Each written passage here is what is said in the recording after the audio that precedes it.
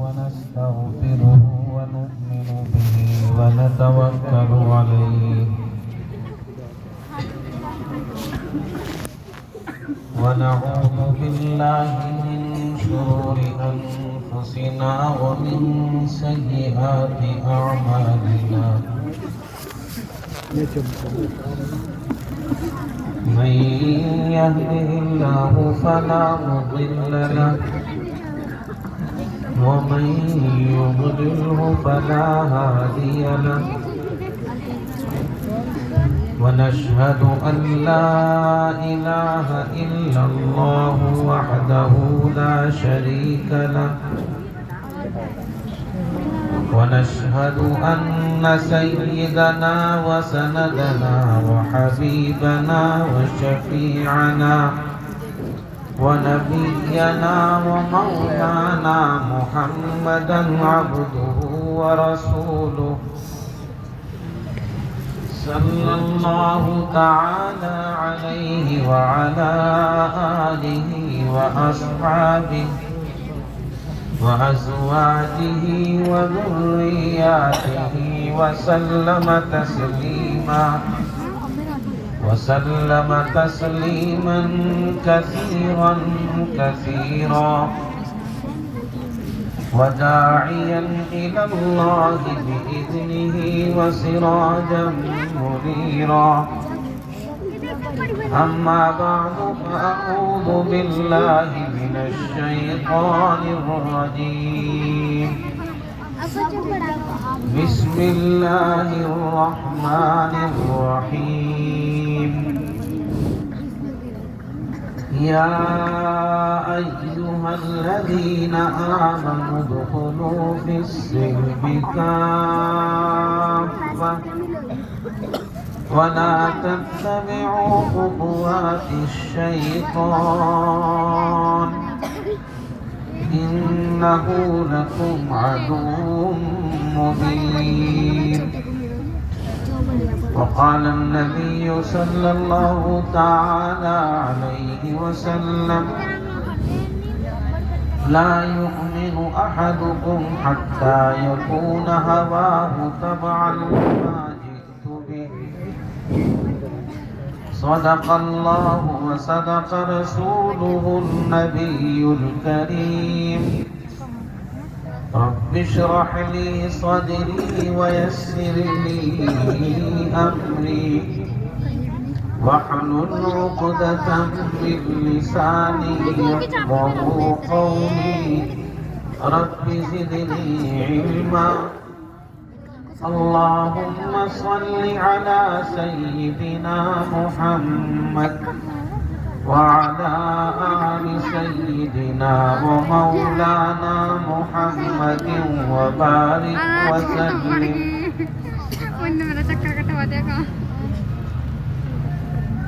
معزز موقر محترم حضرات علماء کرام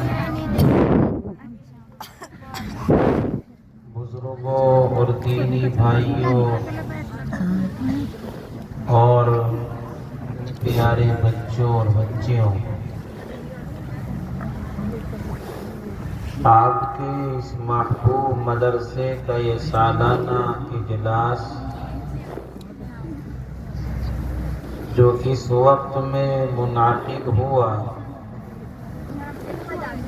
اور اس ڈائز کے حوالے سے آپ نے قرآن کی تلاوت شاعر صاحب کی زبانی نعت خوانی، طلباء و طالبات کی زبانی کلام منثور اور کلام منظوم کی صورت میں مختلف دینی باتیں سنی، اور اس اجلاس کی ابھی ابتدا ہے۔ آپ کو دیر تک اپنے اجلاس کو سننا ہے، اور تاریخ تبدیل ہوگی تو کل بھی آپ کو مختلف دینی باتیں مختلف انداز میں سننی ہیں، اس لیے کہ آپ کے محبوب اور ہر دل عزیز حضرت مولانا قطب الدین صاحب نے آپ کی روح کو غذا فراہم کرنے کے لیے، روحانی غذا پہنچانے کے لیے مختلف علماء کو، صلحاء کو مدعو کیا ہے۔ وہ اپنے اپنے نظام کے تحت رونق افروز ہوں گے اور آپ کے سامنے دین کی اہم ترین باتیں پیش کریں گے۔ مجھے بھی حکم ملا کہ آپ کے سامنے کچھ قرآنی پیغام پیش کروں اور آپ کے سامنے کچھ دین کی باتیں کہوں۔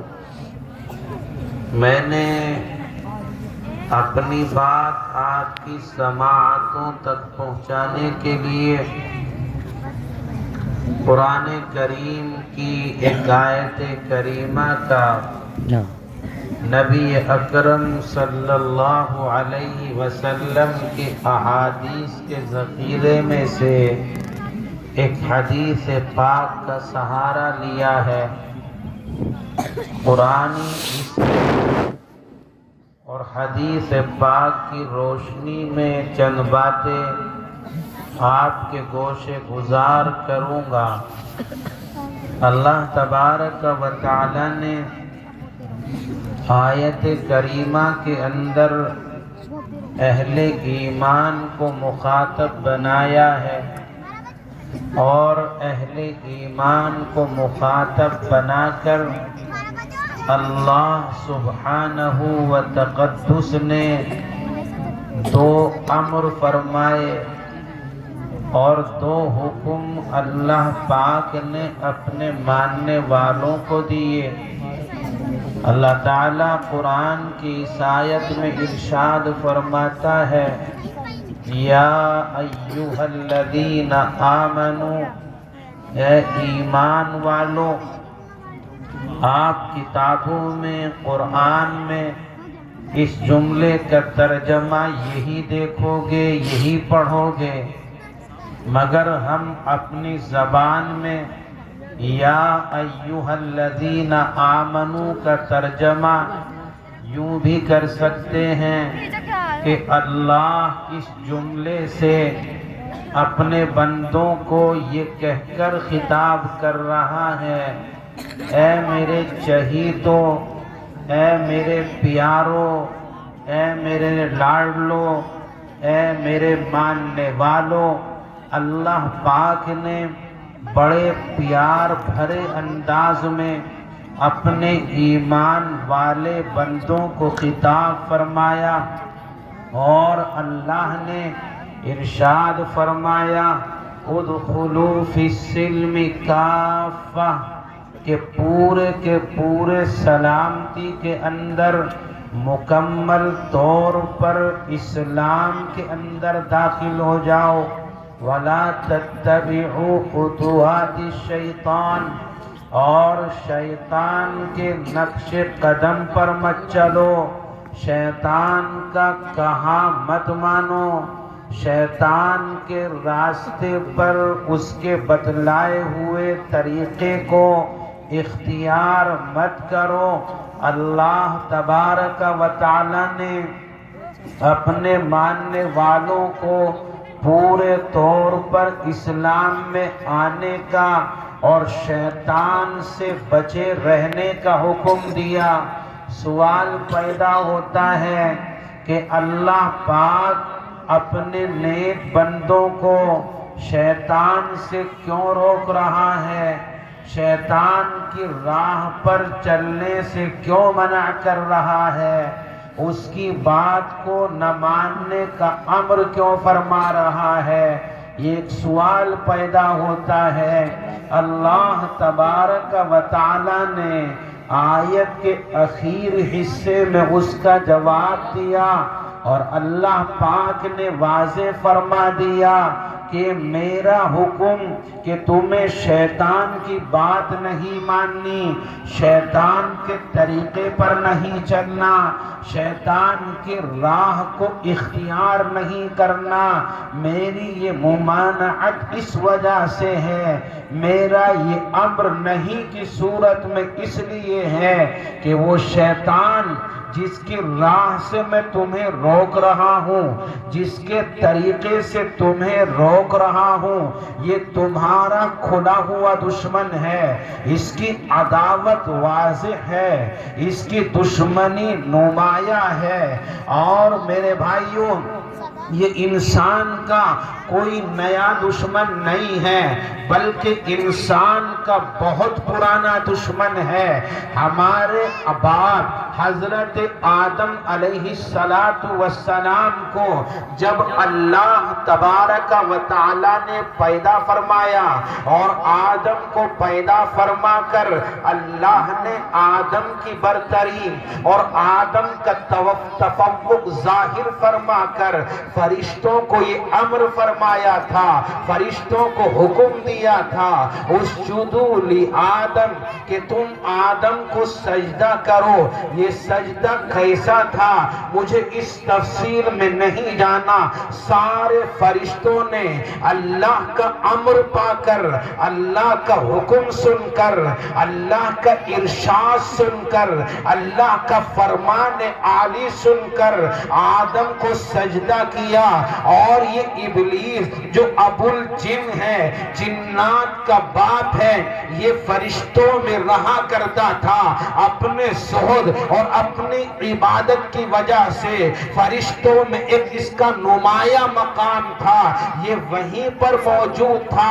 اللہ کی پاکیزہ اور معصوم مخلوق فرشتے سجدہ کرتے ہیں اور یہ کہتا ہے انا خیر من خلقتنی من نار وخلقتہ من طین۔ اللہ کے امر کے سامنے، اللہ کے حکم کے سامنے، فرمان الہی کے سامنے اس نے اپنے عقلی گھوڑے دوڑانے شروع کیے اور کہنے لگا انا خیر من خلقتنی من نار وخلقتہ من طین، میں تو اس آدم سے بہتر ہوں، تو نے مجھے آگ سے پیدا کیا ہے، اس کو مٹی سے پیدا کیا ہے۔ اور قاعدہ اور ضابطہ یہ ہے کہ افضل مفضول کو سجدہ نہیں کرتا، بلکہ مفضول افضل کو سجدہ کرتا ہے۔ میں افضل ہوں، یہ مفضول ہے، ضابطے کے مطابق سجدہ آدم کو کرانا چاہیے تھا، اسے حکم دیا جانا تھا کہ وہ مجھے سجدہ کرے، اس نے عقلی گھوڑے دوڑائے۔ اللہ تبارک و تعالی نے اس ابلیس لعین کو، اللہ پاک نے اس عزازیل کو راندہ درگاہ کر دیا۔ اس کے گھمنڈ اور اس کے غرور اور اس کے تکبر اور اس کے بڑائی کی وجہ سے اللہ نے اسے لعنتی بنا دیا، ملامتی بنا دیا، ملعون بنا دیا، مردود بنا دیا، اور صبح قیامت تک یہ ملعون و مردود رہے گا اور اس کے اوپر پھٹکار نازل ہوتی رہے گی۔ اللہ اس کے اوپر لعنت بھیجتا ہے، فرشتے اس کے اوپر لعنت بھیجتے ہیں، انسان اس پر لعنت بھیجتے ہیں، ساری چیزیں اس کے اوپر لعنت بھیجتی ہیں۔ یہ راندہ درگاہ کر دیا گیا، مردود اس کو قرار دے دیا گیا۔ حضرت آدم علیہ السلام کی وجہ سے اس پر پھٹکار پڑی، اس پر لعنت پڑی، اس کے تکبر نے اسے ذلیل و خوار کر دیا۔ میرے بھائی اور بزرگوں، یہ کبر، یہ بڑائی انتہائی خطرناک چیز ہے، انسان کو بلندیوں سے نیچے پہنچانے والی چیز ہے، قعر مذلت میں گھیرنے والی چیز ہے۔ میرے بھائیو، جس نے بھی بڑائی اختیار کی، جس نے بھی گھمنڈ دکھایا، جس نے بھی غرور کیا، اللہ نے اسے زمین پر پٹک کر مارا۔ دیر سویر تو ہوئی، مگر اللہ نے اس کو ذلیل و رسوا ضرور کیا۔ حدیث قدسی ہے، الکبر ردائی، بڑائی میری چادر ہے۔ اللہ تبارک و تعالی ارشاد فرماتا ہے یہ بڑائی، یہ کبر، یہ میری چادر ہے۔ جو اللہ کی چادر کو زیبتن کرنا چاہے گا، اوڑھنا چاہے گا، اپنے اوپر لٹکانا چاہے گا، اللہ اسے ذلیل و خوار کر دے گا۔ اور جو اللہ کے لیے عاجزی اختیار کرے گا، تواضع اختیار کرے گا، نیچے ہوگا، بلندی پر اللہ پہنچا دے گا۔ من تواضع للہ رفعہ اللہ۔ اس انسان، اس ابلیس لعین نے عاجزی اختیار نہیں کی، تکبر اختیار کیا۔ شیخ سعدی علیہ الرحمہ نے تواضع کی اچھائی پر اور کبر کی مذمت پر مستقل فصلیں قائم کی ہیں۔ تکبر کی مذمت کرتے ہوئے شیخ سعدی کہتے ہیں تکبر مکن زینہار اے پسر کہ روزے زدستش در آئی بسر۔ اسی فصل کے اندر شیخ سعدی نے لکھا ہے تکبر عزازیل لاخار کرد بزندان لعنت گرفتار کرد۔ اسی تکبر اور گھمنڈ نے شیطان کو مردود قرار دیا، یہ ملعون ہو گیا، یہ مردود ہو گیا، اسے راندہ درگاہ کر دیا گیا۔ اسی وقت سے اس کے دل میں انسان کی عداوت بیٹھ گئی، انسان کی دشمنی بیٹھ گئی۔ اللہ سے اس نے کہا کہ میں تیرے بندوں کو بہکاؤں گا، تیرے بندوں کو صحیح راہ سے ہٹاؤں گا۔ جب جب موقع ملے گا میں انہیں انجیکشن لگاؤں گا، وسوسے دلوں میں پیدا کروں گا، خیالات پیدا کروں گا، تفکرات برے پیدا کروں گا، تصورات برے پیدا کروں گا، اور ان کو تیرے راستے سے ہٹانے کی کوشش کروں گا۔ انسان کا یہ بہت پرانا دشمن، اور انسان کی دشمنی اس کے اندر کھلی ہوئی، یہ انسان سے کبھی سیدھا کام نہیں کرا سکتا، انسان کو سیدھے راہ پر، سیدھے راستے پر نہیں چلا سکتا۔ کبھی کبھی ایسا ہوتا ہے کہ شیطان کسی کو بھلے کام کی طرف لے کر کے چلا جاتا ہے، بھلائی کا کام کسی سے کرا لیتا ہے، مگر اس کے اندر بھی اس کی اپنی دشمنی پنہا ہوتی ہے، پوشیدہ ہوتی ہے، مخفی ہوتی ہے، اور کسی بڑے خیر سے وہ روک کر چھوٹے خیر کے کام انسان سے کرا دیتا ہے، اور انسان خوش ہو جاتا ہے کہ میں نے تو بھلائی کا کام کر لیا، میں نے تو خیر کا کام کر لیا۔ در حقیقت شیطان اس کے اندر بھی اپنی دشمنی نکالے ہوئے ہوتا ہے۔ حکایات روم کے اندر بڑی عبرت کا واقعہ لکھا ہوا ہے۔ حضرت معاویہ رضی اللہ تعالیٰ عنہ جو جلیل القدر صحابی ہیں، اللہ کے رسول صلی اللہ علیہ وسلم کے نسبتی بھائی ہیں، اور ان افراد صحابہ میں سے ہیں جو وحی کے لکھنے کا کام کیا کرتے تھے، قرآن کو لکھا کرتے تھے۔ جبرائیل امین قرآن لے کر آتے، رسول اللہ کے اوپر اس کو نازل فرماتے، آپ کے قلب اطہر پر پیش فرماتے، آپ کو سناتے، وحی کا سلسلہ ختم ہوتا۔ رسول اللہ صلی اللہ علیہ وسلم کے کچھ افراد اس کام کے لیے متعین تھے، آپ کے وفادار، آپ کے جانثار، آپ کے غلام، آپ کے ماننے والے بعض صحابہ اس کام پر مامور ہوتے تھے کہ وہ اللہ کی وحی کو لکھیں۔ انہی افراد صحابہ میں حضرت معاویہ رضی اللہ تعالی عنہ بھی ہیں، وحی کے لکھنے والے ہیں، کاتب وحی ہے۔ حکایت روم کے اندر لکھا ہے کہ حضرت معاویہ رضی اللہ تعالی عنہ رات کے اندر محو خواب ہیں، محو استراحت ہیں، تھکے ماندے، دن بھر کے کاموں سے تھک کر لیٹے، آرام کرنے کے لیے اپنے کمرے میں پہنچے، نیند آئی، گہری نیند سو گئے۔ حضرت معاویہ رضی اللہ تعالی عنہ گہری نیند سوئے ہوئے تھے، نماز فجر کا وقت شروع ہو جاتا ہے۔ حضرت معاویہ سوئے ہوئے ہیں، کمرہ ہے، آپ کا خلوت گاہ ہے، آپ کا تنہائی کا کمرہ ہے، کسی کو آنے کی इजाजत नहीं। हजरत मुआविया कमरे में सोए हुए हैं कि नमाज फजर के वक्त में आपको आकर कोई जगाता है, बेदार करता है। हजरत मुआविया बेदार होते हैं, नींद से उठते हैं और आंखें खोलने के बाद ये सोचते हैं कि इस खलवत गाह के अंदर, मेरे इस कमरे के अंदर मुझे जगाने कौन आया, किसने मुझे बेदार किया, किसने मुझे उठाया। इस कमरे में तो किसी को आने की इजाजत भी नहीं, किसी की एंट्री भी नहीं। कौन है जिसने मुझे आकर जगाया, कौन है जिसने मुझे आकर के बेदार किया। हजरत मुआविया रजी अल्लाह ताला फिक्र के अंदर मुब्तला हो गए। तलाश किया, तलाश से पीसीआर के बाद एक शख्स को अपनी गिरफ्त में लिया, अपनी पकड़ में लिया, अपने शिकंजे में उसे कसा और उससे पूछने लगे, तुम कौन हो, किस लिए आए हो, मुझे जगाया क्यों है, कहां से आए हो, किस तरह से आए हो। एक ही साथ हजरत मुआविया ने बहुत सारे सवालात उसके ऊपर दाग डाले।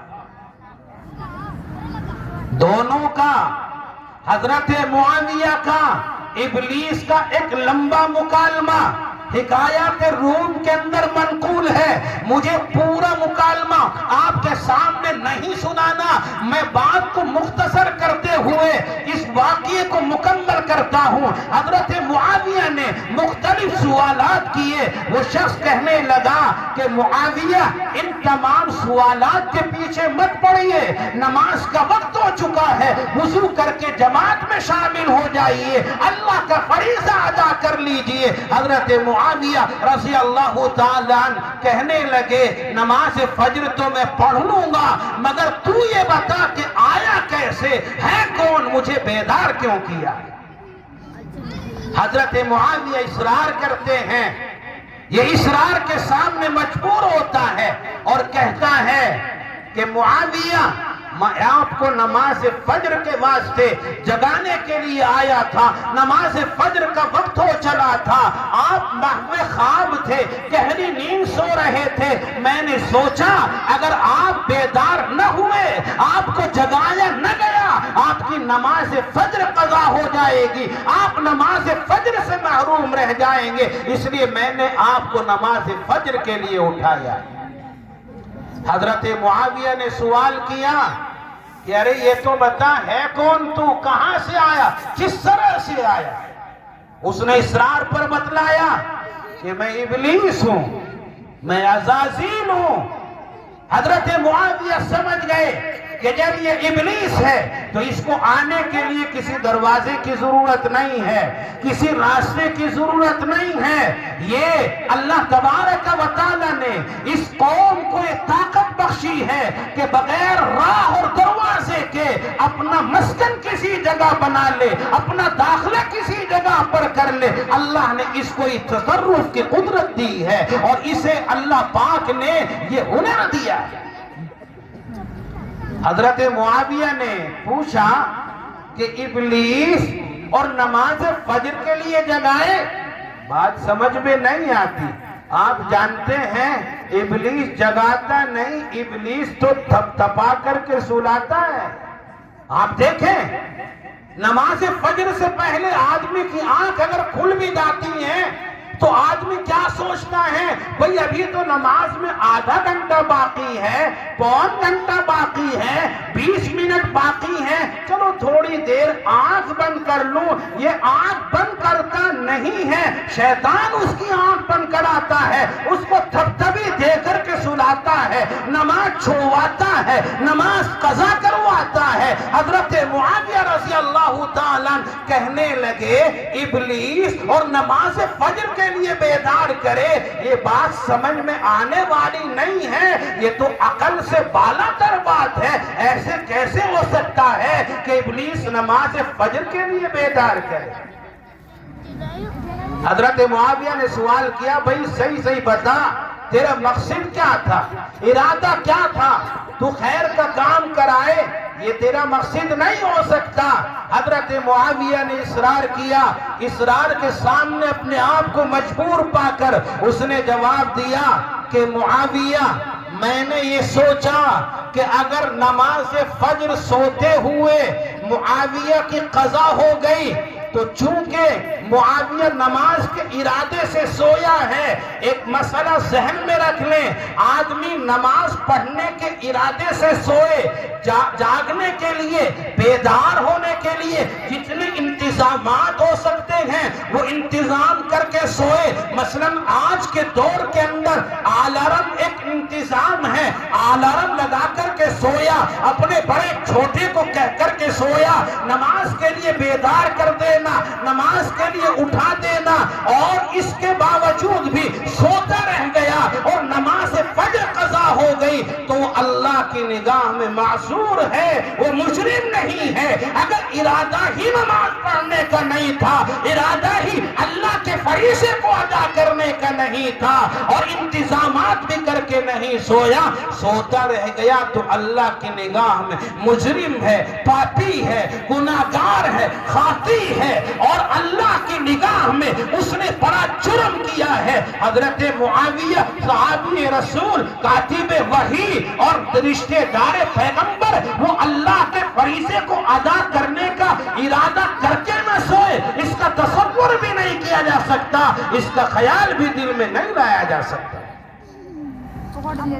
ابلیس کہنے لگا کہ معاویہ اگر آپ سوتے رہ گئے اور نماز آپ کی قضا ہو گئی تو آپ نماز کی قضا کریں گے، نماز پڑھیں گے، اللہ آپ سے نماز کی قضا ہی کو قبول کر لے گا، اس لیے آپ شریعت کی نگاہ میں معذور ہیں۔ مگر میں جانتا تھا کہ معاویہ اگر اس کی نماز قضا ہو گئی، نماز کی قضا تو یہ کر لے گا، مگر دن بھر جو اللہ کے سامنے روئے گا، گڑ گڑائے گا، معافی تلافی کرے گا، ندامت کے آنسو بہائے گا، آسین کی ساری اللہ کے سامنے دکھائے گا، اس کی وجہ سے اس معاویہ کا مقام اللہ کے یہاں جو بلند و بالا ہوگا، اللہ کے یہاں جو اس کو اعلیٰ و ارفع مقام حاصل ہوگا، ایک فرض کی ادائیگی سے شاید اتنا اونچا مقام معاویہ کو حاصل نہ ہو، اس لیے میں نے سوچا کہ معاویہ سے نماز ہی پڑھوا دی جائے، نماز فجر کے واسطے بیدار کرنے کے لیے میں چلا آیا۔ دیکھو میرے بھائیوں، نماز پڑھوا رہا ہے، خیر کا کام کروا رہا ہے، مگر حقیقت میں اپنی دشمنی نکال رہا ہے۔ اللہ تعالیٰ اسی کو فرماتا ہے اِنَّهُ لَكُمْ عَدُوٌّ مُّبِينٌ، یقیناً وہ تمہارا کھلا ہوا دشمن ہے، اس کی عداوت، اس کی مخالفت، اس کی دشمنی بالکل اوپن ہے، ظاہر ہے۔ اللہ تعالیٰ ارشاد فرماتا ہے ادخلوا فی السلم کافہ، پورے کے پورے سلامتی کے اندر داخل ہو جاؤ۔ جب تم نے کلمہ پڑھ لیا ہے، لا الہ الا اللہ کہہ کر اللہ کو معبود مان لیا ہے، اللہ کو اپنا مالک مان لیا ہے، اللہ کو اپنا خالق مان لیا ہے، محمد الرسول اللہ کہہ کر اللہ کے نبی کی رسالت کا، اللہ کے نبی کی نبوت کا، اللہ کے نبی کے پیغمبر ہونے کا تم نے اقرار و اعتراف کر لیا ہے، تو ایمان والو، اے مسلمانوں، اب آدھا تیتر آدھا بٹیر نہیں چلے گا، چوچو کا مربع تم اسلام کو بناؤ یہ نہیں چلے گا، اب پورے طور پر اسلام کے دامن میں اپنے آپ کو ڈھانپ لینا ہے، اسلامی طریقوں کو اختیار کر لینا ہے، اسلامی کلچر، اسلامی تہذیب کو اختیار کرنا ہے۔ اللہ تعالیٰ نے آیت اتاری، آیت اپنے شان نزول کے اعتبار سے خاص ہے، مضمون کے اعتبار سے عام ہے۔ اللہ نے جو آیت نازل فرمائی اس کا ایک خاص شان نزول ہے۔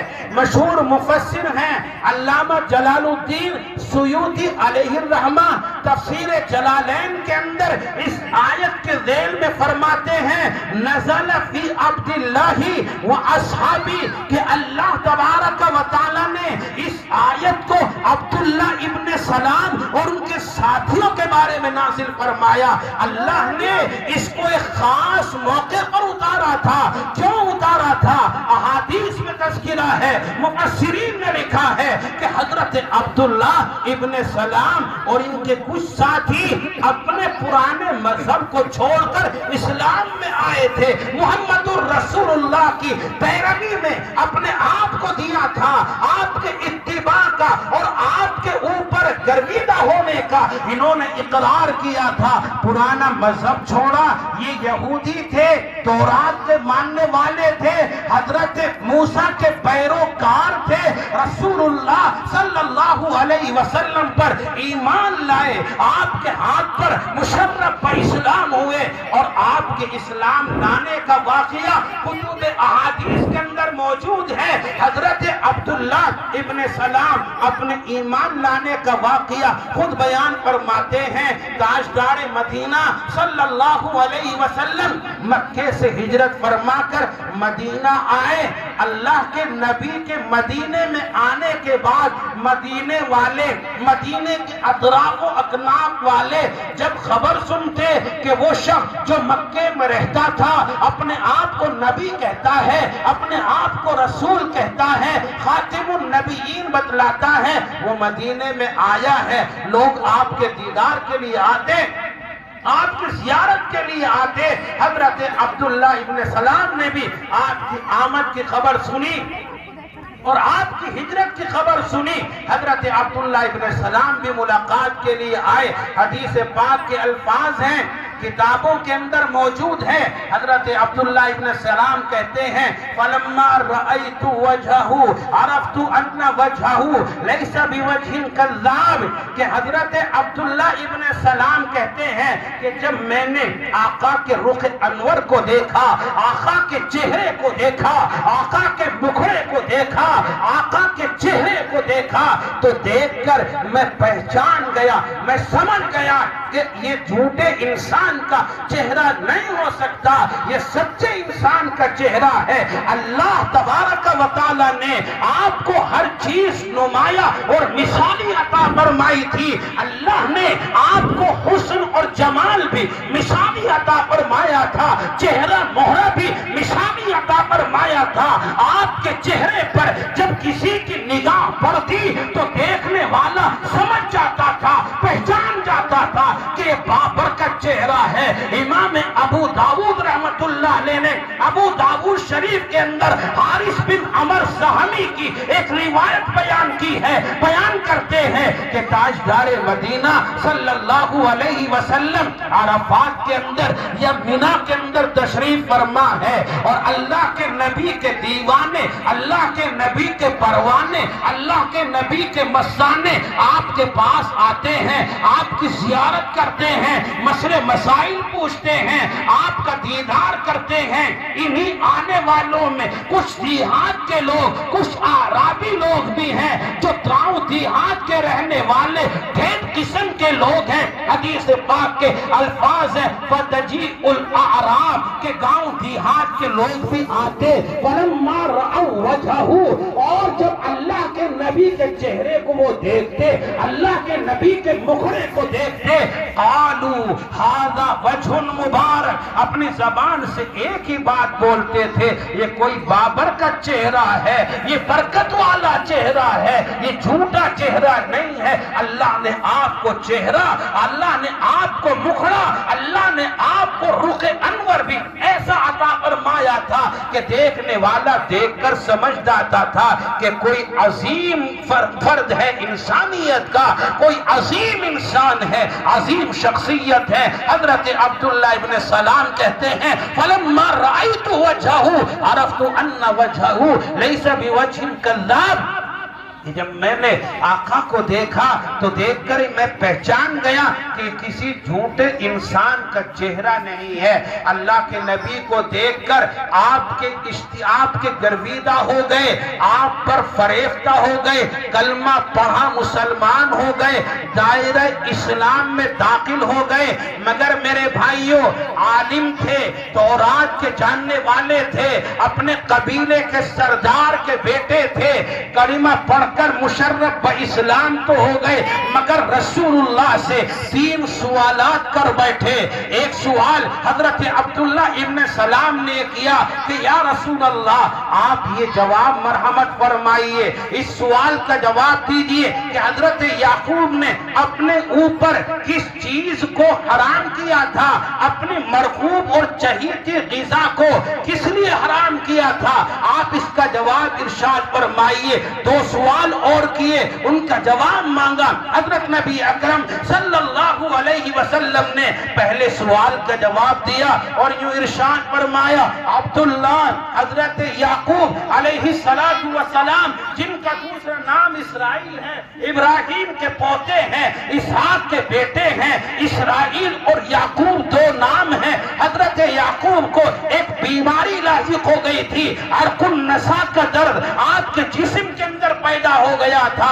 حضرت یعقوب نے منت مانی کہ اگر اللہ تعالیٰ مجھے اس بیماری سے نجات دے دے، چھٹکارا دے دے، تو میں اپنے لیے جو سب سے مرغوب غذا ہے، سب سے چہیتا کھانا ہے، میں اس کو اپنے لیے ممنوع کر لوں گا، حرام کر لوں گا۔ حضرت یعقوب کو اللہ تبارک و تعالیٰ نے بیماری سے نجات دے دی، چھٹکارا دے دیا۔ ان کے نزدیک اونٹ کا دودھ اور گوشت مرغوب غذا تھی، منت کے مطابق اپنے اوپر یہ چیز حرام کر لی۔ میرے بھائیوں، ایک بات ذہن میں رکھتے چلے، ایک بات کی وضاحت سنتے چلے کہ اللہ تبارک و تعالیٰ نے جن چیزوں کو حرام کیا ہے، جس شریعت میں جو چیزیں حرام کی گئی ہیں، کبھی بھی کسی دور کے اندر بھی اللہ نے کسی نبی کو، کسی نبی کے امتی کو، کسی نبی کی قوم کو یہ اجازت نہیں دی کہ قسم کھا کر، منت مان کر اپنے لیے حرام چیز کو حلال کر لے۔ اللہ نے جسے منع کیا ہے اسے اپنے لیے حلال کر دانے، کسی بھی شریعت میں اس کی اجازت نہیں رہی۔ ہاں، یہ اجازت تھی پہلی شریعتوں میں کہ آدمی منت مان کر، قسمیں کھا کر کسی حلال چیز کو اپنے اوپر حرام کر لے، اس کی اجازت ہوا کرتی تھی، مگر اس شریعت میں یہ اجازت بھی ختم کر دی۔ حضرت یعقوب نے منت مانی، اپنے لیے حرام کر لی، مگر اس شریعت میں اس کی اجازت نہیں۔ حلال چیزوں کو حرام کرنے کی قسمیں کھا کر، منتیں مان کر کوئی اگر حرام کرے، اپنے لیے ممنوع قرار دے، تو اس قسم کا توڑنا لازم ہے، خالص ہونا ضروری ہے، اور اس حلال کام کو کرے جس کو ختم کیا ہے، جس کو اپنے لیے ممنوع قرار دیا ہے۔ میرے بھائیوں، آج امت مسلمہ میں جہاں اور خرابیاں ہیں اور جرائم پائے جاتے ہیں، نافرمانیاں پائی جاتی ہیں، ایک چیز یہ بھی پائی جاتی ہے کہ آج ہم قسمیں کھاتے ہیں، منتیں مانتے ہیں، اور منتیں قسمیں کھا کر کے اپنے لیے حلال چیز کو حرام کر لیتے ہیں۔ قسم کھا لی، دنیاوی رنجش ہے، دنیاوی معاملہ ہے، دنیاوی آپسی خالش ہے، اور قسم کھا لی، اللہ کی قسم اپنے باپ سے گفتگو نہیں کروں گا۔ باپ قسم کھاتا ہے، اللہ کی قسم اولاد سے میں بول چال بند کر دوں گا۔ ماں قسم کھا رہی ہے، رشتے ناطے قسمیں کھا کر توڑے جا رہے ہیں، قطع رحمی کی جا رہی ہے، صلہ رحمی کو ختم کیا جا رہا ہے۔ یاد رکھو میرے بھائیوں، اس طرح کی قسمیں کھانا ناجائز ہے، حرام ہے، اور آج ہم آپسی بول چال بند کرنے کو، آپسی بول چال بند رکھنے کو گناہ نہیں سمجھتے، پاپ نہیں سمجھتے، جبکہ میرے مصطفیٰ کی حدیث ہے، اللہ کے نبی نے ارشاد فرمایا، لا یحل لمسلم ان یحجر اخاہ فوق ثلاث ومن حجر فوق ثلاث فمات دخل النار، او کما قال سیدنا صلی اللہ علیہ وسلم۔ تاجدار مدینہ ارشاد فرماتے ہیں کہ کسی ایمان والے کے لیے، کسی مسلمان کے لیے، خواہ وہ مرد ہو یا عورت ہو، یہ بات حلال نہیں ہے، یہ بات جائز نہیں ہے کہ وہ اپنے ایمانی بھائی سے بول چال کو بند رکھے، جن 3 دن سے زیادہ قطع تعلق کرے، اپنے کلام کو بند رکھے، اور جس نے ایسا کیا اور اسی حالت میں مر گیا، میرے مصطفیٰ فرماتے ہیں دخل وہ انسان جہنم میں داخل ہوگا، دخل النار، جہنم کا ایندھن اس کو بنا دیا جائے گا۔ میرے بھائیوں، ایمانداری سے بتلائیے، آج قسمیں کھا کر آپس میں بول چالیں بند نہیں کی جاتی، رشتے ناطے نہیں توڑے جا رہے ہیں، قطع رحمیاں نہیں کی جا رہی ہیں، صلہ رحمی کا گلا گھونٹا نہیں جا رہا ہے۔ میرے بھائیوں، اگر کوئی آدمی اس مرض کے اندر مبتلا ہے، اس مرض کا شکار ہے، ہے اپنے قسم کو توڑے، اللہ سے توبہ دل نہ کرے، استغفار کرے اور بول چال کو شروع کرے۔ دنیاوی رنجش کی وجہ سے 3 دن سے زیادہ بول چال کو بند رکھنے کی شریعت نے اجازت نہیں دی۔ بہرحال میں بات یہ عرض کر رہا تھا کہ پہلی شریعتوں میں اس کی اجازت تھی کہ آدمی حلال کو حرام کر لے، مگر اس شریعت میں اس چیز کی اجازت نہیں۔ ہماری تو حیثیت کیا ہے، تاجدار مدینہ صلی اللہ علیہ وسلم نے بھی اگر کسی موقع پر قسم کھا کر کسی حلال چیز کو اپنے لیے حرام کیا ہے تو اللہ نے نبی کے لیے بھی آیت اتار دی، قرآن اتار دیا، رب کی طرف سے پیغام آ گیا۔ ایک موقع ہے رسول اللہ صلی اللہ علیہ وسلم نے قسم کھائی، اللہ کی قسم آج کے بعد میں شہد کا استعمال نہیں کروں گا۔ یہ رسول اللہ نے قسم کھائی شہد کو چھوڑ دینے کی، شہد کے استعمال نہ کرنے۔ ایک خاص موقع تھا، علماء نے احادیث کی روشنی میں اس کی تفصیلات بیان کی ہیں، میں اختصار کے ساتھ عرض کروں۔ رسول اکرم صلی اللہ علیہ وسلم کی عادت مبارکہ تھی کہ آپ علیہ السلام ہر دن نماز عصر سے فارغ ہو کر اپنے گھر تشریف لاتے تھے، ازواج مطہرات سے خیر خبر لیتے، کوئی ضرورت کی بات ہوتی ضرورت کی بات کرتے۔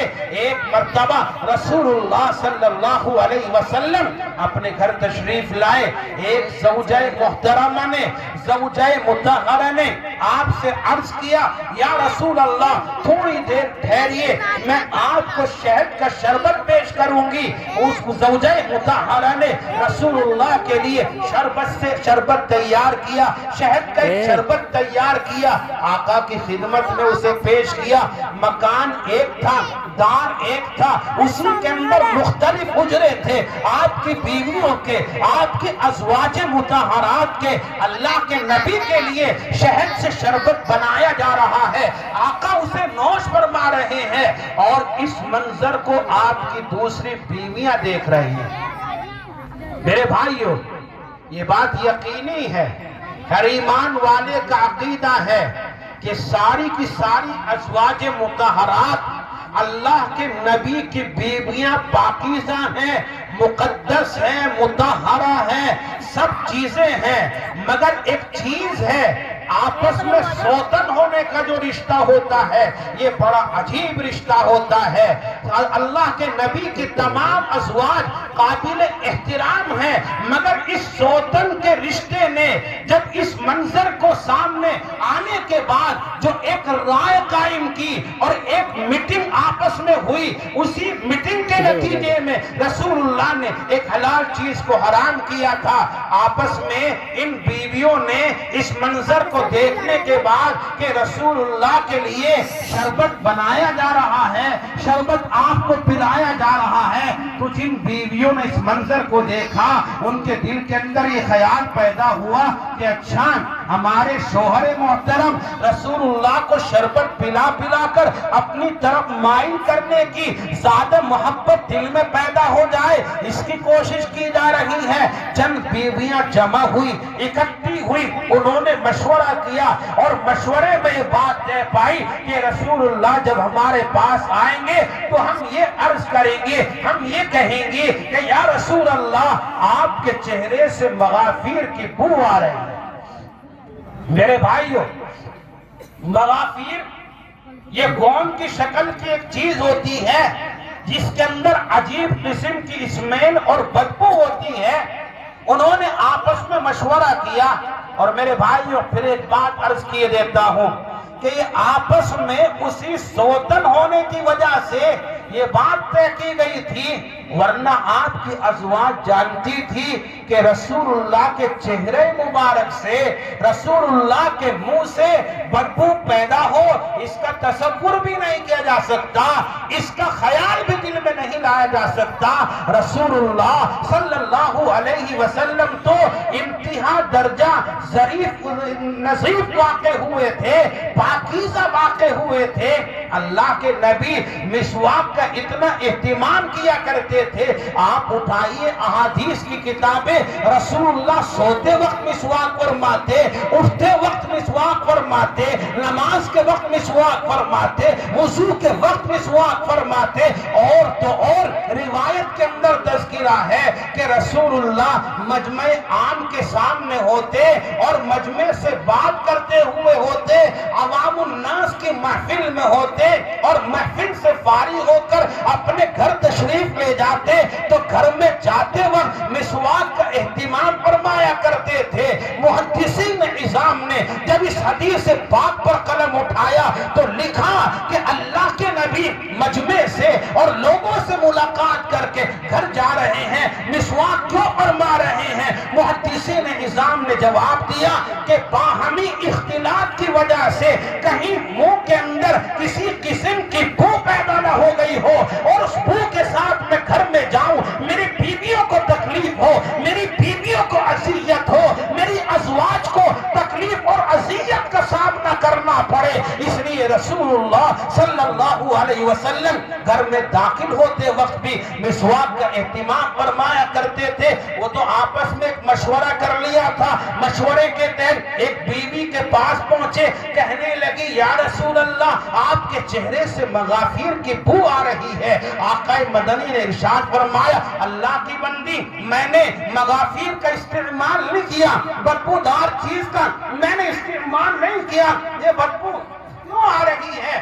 اللہ کے نبی نے یہ جواب دیا۔ بیوی کہنے لگی نہیں یا رسول اللہ آپ کے چہرے سے مغافیر کی بو آ رہی ہے۔ اللہ کے نبی نے ارشاد فرمایا کہ میں تو ابھی شربت پی کر کے آیا ہوں، شہد سے تیار کیا ہوا شربت استعمال کر کے آیا ہوں۔ بیوی نے جواب دیا کہ یا رسول اللہ ہو سکتا ہے جس شہد کا آپ استعمال فرما کر کے آئے ہیں اس شہد کی کوئی مکھی مغافیر پر جا کر کے بیٹھی ہو، عرق چوسا ہو، جتھے میں لا کر کے ڈال دیا ہو۔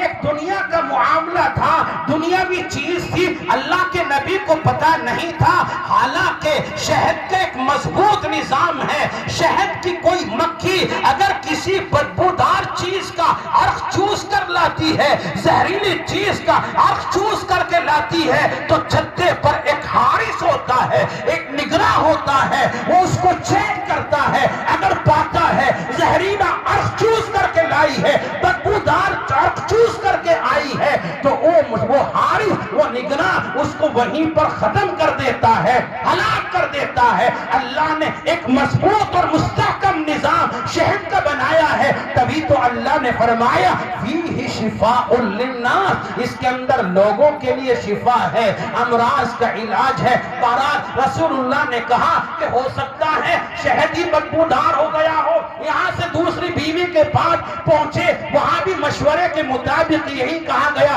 کئی بیویوں نے جب اس انداز کی گفتگو کی، اللہ تبارک و تعالی نے، اللہ کے نبی صلی اللہ علیہ وسلم نے اس موقع پر قسم کھائی تھی، اللہ کی قسم میں آج کے بعد شہد کا استعمال نہیں کروں گا۔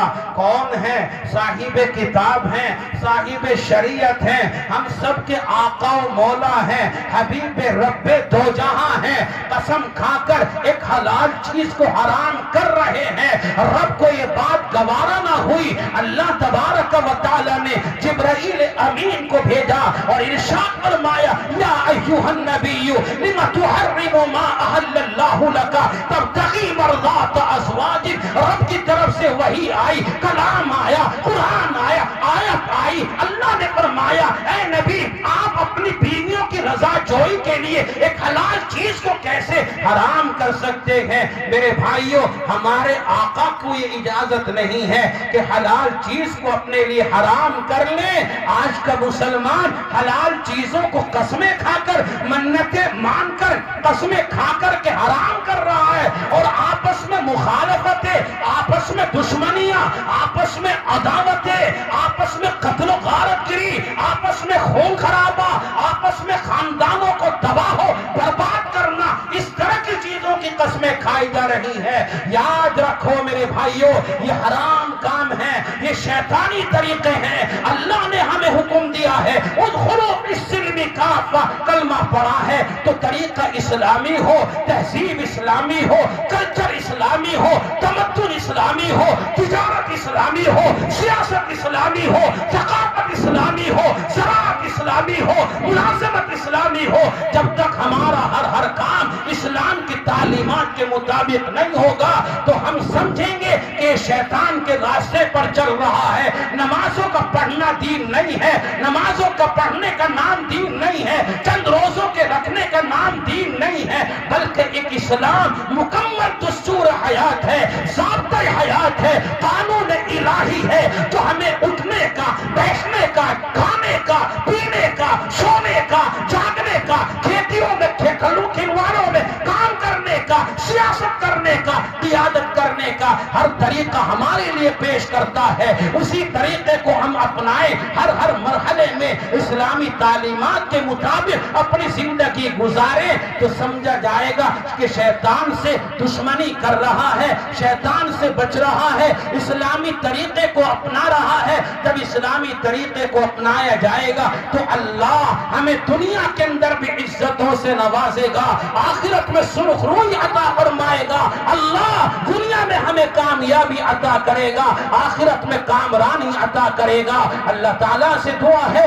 اللہ تبارک و تعالیٰ ہم سبوں کو پورے طور پر اسلامی تہذیب، اسلامی کلچر، اسلامی ثقافت، اسلامی تمدن اور اسلامی تعلیمات پر عمل کرنے کی توفیق نصیب فرما دے۔ اب حضرت مفتی صاحب تشریف لا چکے ہیں، مجھے بھی لمبا سفر کرنا ہے، اللہ ہم سب کی حاضری کو اپنی بارگاہ میں قبول فرما لے۔ وآخر دعوانا ان الحمدللہ رب العالمین۔